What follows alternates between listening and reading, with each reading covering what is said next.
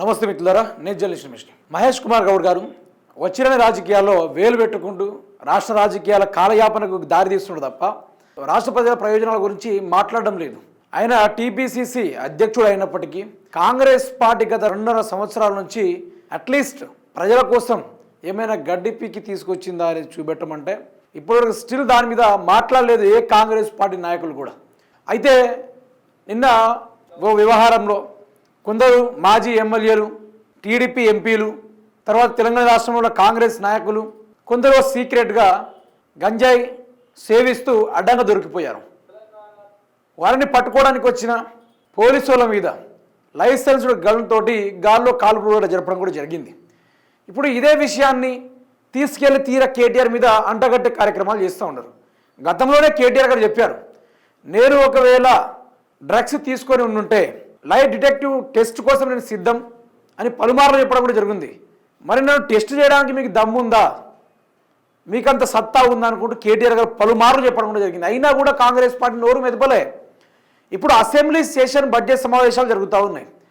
ఈ assembly budget సమావేశాల్లో Congress party వేటి మీద బడ్జెట్ కేటాయించి దాంట్లో కొంత స్కామ్ను నెలకొల్పి దోచుకుందామనే ప్లాన్లో వాళ్ళు కొంత ప్లాన్ చేసుకుంటున్నారు. దీనిపైన ప్రతిపక్ష హోదాను వహిస్తూ బీఆర్ఎస్ పార్టీ బలంగా గళమిప్పడానికి అసెంబ్లీ దాకా పోతే వాళ్ళ మాటలు వినే దమ్ము లేక, వాళ్ళ ప్రశ్నలకు సమాధానం చెప్పుకోలేక యావత్ తెలంగాణ రాష్ట్ర ప్రజలకు తెలుసు కదా బీఆర్ఎస్ పార్టీ అసెంబ్లీలో ఆట ఆడుకుంటుంది. ఒక్క వాళ్ళు మైకులు కట్ చేసాడు తప్ప మైకులు ఆన్ చేసి పెడితే బీఆర్ఎస్ పార్టీ బాజప్తుగా ఆట ఆడుకుంటుంది కాంగ్రెస్ పార్టీని. కానీ ఆ విషయం అందరికీ తెలుసు. అందులో ఉన్న కాంగ్రెస్ పార్టీలో ఉన్న మేధావులు చెప్పొద్దు, తెలివిలేని చదువు సంధ్యాలు లేని అందరూ ఈరోజు మినిస్టర్లు, సీఎంలు, ఎమ్మెల్యేలు, ఎమ్మెల్సీలు అందరూ వీళ్ళు ఉన్నారు. ఒక్కరికి సరిగా ఒక సబ్జెక్ట్ తెలియదు, ఒక్కరిపైన 2 నిమిషాలు మాట్లాడే అంత ఇన్ఫర్మేషన్ ఉండదు వాళ్ళ దగ్గర. అట్లాంటి వాళ్ళకి ఏం దొరుకుతుంది? మాట్లాడితే కేటీఆర్ ఈ యొక్క డ్రగ్స్ కేసుల అంటించే కార్యక్రమాలు చేస్తే అసెంబ్లీని తప్పుదోవ పట్టించవచ్చు అనేది ఒకటి చేస్తూ ఉన్నారు. మరి దాని గురించి మనతో మాట్లాడతారు, మీరే వినండిగా. అసెంబ్లీ దగ్గర డ్రగ్స్ టెస్ట్ పెడదాం, ఎమ్మెల్యేలు, ఎమ్మెల్సీలు టెస్టులు చేయించుకోవాలి, ప్రజాప్రతినిధులు ఆదర్శంగా ఉండాలి, అప్పుడే డ్రగ్స్ రహిత సమాజం సాధ్యమన్న మహేష్ కుమార్ గౌడ్. బీఆర్ఎస్ హయాంలోనే డ్రగ్స్ సంస్కృతి వచ్చిందన్న పీసీసీ. మరి మీ హయాంలో మరి వచ్చిందన్న ఒక్క విషయాన్ని కూడా ఒక ఎవిడెన్స్ మీ దగ్గర ఏమైనా ఉందా?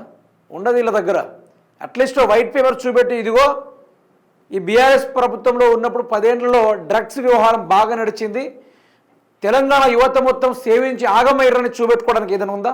ఏది కూడా ఉండదు. ఆధారాలు ఉండవు, ఏది కూడా ఉండవు. మరి ఇదే పీసీసీ అధ్యక్షుడైన మహేష్ కుమార్ గౌడ్ అంటూ ఉన్నారు డ్రగ్స్ని అరికట్టాలి. మరి డ్రగ్స్ని అరికట్టాలంటే అధికారంలో మీరున్నారా, బీఆర్ఎస్ పార్టీ ఉన్నారా? మీరే కదా అధికారంలో ఉంది. మరి మీకేం చేతన అవుతుంది? మరి మీరేం చేయలేకపోతున్నారా?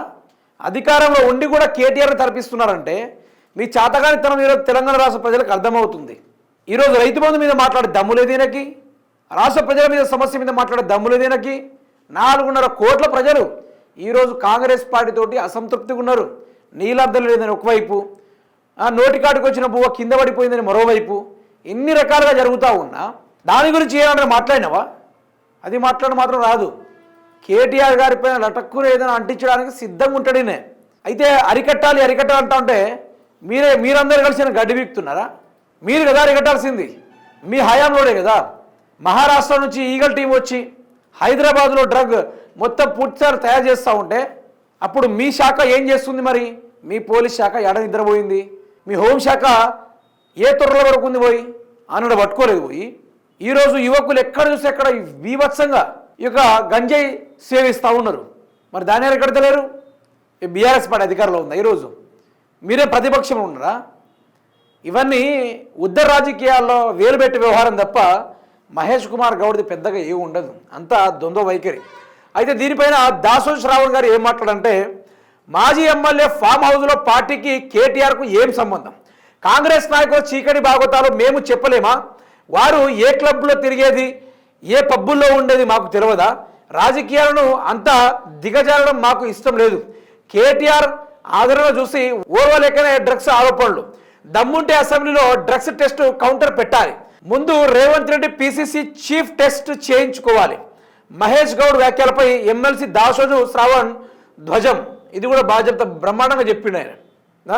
అదేదో నిజంగానే ఆ టెస్టులు పెడితే కాంగ్రెస్ వాళ్ళు కూడా దొరుకుతారు, అడ్డంగా దొరుకుతారు, బాధ్యతగా దొరుకుతారు. డ్రగ్స్ను పూర్తిగా అరికట్టాలి. బాధ్యతాయుతమైన పదవుల్లో ఉన్నవాడు డ్రగ్స్ వాడటం దురదృష్టకరం. ప్రమాద వ్యాఖ్యలకు, మాదక ద్రవ్యాలకు నేనెప్పుడు వ్యతిరేకమే. నేను ఇప్పటికే చాలాసార్లు చెప్పా, నేను ఎప్పుడైనా టెస్టుకు సిద్ధం. ప్రతి కేసులోకి నా పేరు లాగితే ఊరుకునేది లేదు. రాజకీయ కక్ష సాధింపు కోసమే బీఆర్ఎస్ను లాగుతున్నారు. బీఆర్ఎస్ వర్కింగ్ ప్రెసిడెంట్ కేటీఆర్ వ్యాఖ్యలు పిసిసి చీఫ్ సూచనను స్వాగతిస్తున్నట్లు వెల్లడి. అయితే మీరు చూశారు కదా, ఏది పడితే అది కేటీఆర్ లాగుతూ ఉన్నారు. మధ్యలో నేను ఏమంటున్నా అంటే, ఏం మీకు దమ్ము లేదా? మరి కేటీఆర్ని అరెస్ట్ చేసేంత మొగతనం మీ దగ్గర లేదని అడుగుతున్నా. ఈరోజు నేనేమంటున్నా అంటే, అధికారంలో ఉన్నది ఎవరు? ఈరోజు ఎవరు పర్మిషన్ తీసుకుంటున్నారు? ఇప్పుడు కేటీఆర్ గారిని తీసుకొచ్చి ఆయన డ్రగ్స్ సేవించాలంటే అని చెప్పింది ఒకటేసారి, అరే మీకు దమ్ముంటే టెస్టులు చేసుకోండిరా, మధ్యలో ఇట్లా నన్ను లాగే ప్రయత్నాలు చేసుకోకండి అని చెప్పిండు. అయినా కూడా ఇప్పుడు అసెంబ్లీ బడ్జెట్ సమావేశాల గురించి తప్పులో పట్టించారట్లుగానే. ఎందుకంటే కేటీఆర్ ఆదరణ చూడలేక మీరు ఇప్పుడు వాళ్ళ అసెంబ్లీలో దిగితే ఒక్కొక్కళ్ళకి పచ్చిగా చెప్పాలంటే కారిపోతుంది, ఒక్కొక్కళ్ళకి పాయింట్లు తడిచిపోతాయి, ఒక్కొక్కరు ముఖ కవలికలు మారిపోతాయి. వాళ్ళు మాట్లాడే మాటలకు, వాళ్ళు ఎదిరించే మాటలకు ఒక్కొక్కరికి కారిపోయి తడిసిపోతుంది మొత్తం పూర్తి స్థాయిలో. ఈ ఎట్లా చేయాలని అర్థం కాక ఈ డ్రగ్స్ కేసులు అంట కట్టాలి.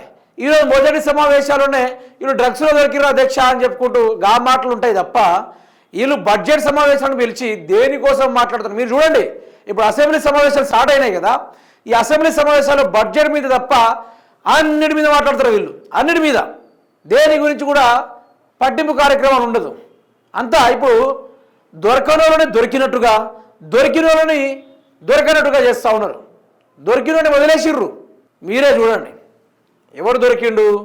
టీడీపీ ఓడి దొరికిండు. ప్లస్ ఒక బీఆర్ఎస్ అభ్యర్థి కూడా అందులో దొరికినట్టుగా కొన్ని ఆరోపణలు ఉన్నాయి. దాంతో బీఆర్ఎస్ కూడా చెప్పిండు, తప్పు చేసిన వాళ్ళని శిక్షించడం చెప్పిండు. మధ్యాహ్నం లాగదు, మా పార్టీ లాగదు అని చెప్పిండు. టీడీపీ ఎంపీకి డ్రగ్స్ పాజిటివ్. పైలట్ రోహిత్ రెడ్డితో పాటు మరో నలుగురికి కూడా సిమ్లా నుంచి డ్రగ్స్ వచ్చినట్లు అనుమానాలు. ర్యాపిడ్ టెస్టులో దొరకకుండా ఉండేందుకు యూరిన్లో నీళ్లు కలిపిన పుట్ట మహేష్. రక్త పరీక్షలో డ్రగ్స్ తీసుకున్నట్లు నిర్ధారణ. ఎంపీకి స్టేషన్ బెయిల్ మంజూరు. ఆ ఎంపీ ఏం గడిబికాడనా? ఆయన ఎందుకు స్టేషన్ బెయిల్ ఇచ్చారు? మరి ఏం ఉత్తముడు అని తెలిసిందా? శ్రీకృష్ణుడు లాంటి తెలిసిందా? రాముడు లాంటి తెలిసిందా? అడ్డంగా డ్రగ్స్ తీసుకున్నట్టు మీరే చెప్తారు. మరి అట్లాంటి వాళ్ళకి స్టేషన్ బెయిల్ ఎట్లా ఇస్తారు? మిగిలిన వాళ్ళకి రిమాండ్ ఎట్లా చేస్తారు? ఈ గాఢ పనులేంది వల్ల? అంటే కాంగ్రెస్ పార్టీకి టీడీపీ పార్టీకి ఎంత అనుకూల సంబంధాలు ఉన్నాయో ఇక్కడ అర్థమవుతూ ఉంది. మీడియా కంట పడకుండా పోలీసు వాహనాల్లోనే ఎంపీని తరలింపు. పైలట్ రోహిత్ రెడ్డికి 14 రోజుల రిమాండ్ విధించిన మెజిస్ట్రేట్. రోహిత్తో పాటు రితీష్ రెడ్డి, నిమిత్కు రిమాండ్. ఇరు రాష్ట్రాల్లో మొయినాబాద్ ఫామ్ హౌస్ పార్టీ ప్రకంపనలు. అయ్యో ఈ టీడీపీ వ్యవహారం ఇట్లుంది. ఈయనకు బెయిల్ ఎట్లు ఇచ్చిర్రు? మరి చెప్పండి, ఇట్లా ఈయనకు బెయిల్ ఎట్లు ఇచ్చిర్రు? మహేష్ కుమార్ గౌడ్ గారు నోరు మెదపరేంటి అంటే ఒక్కడే చెప్తున్నా వినండి.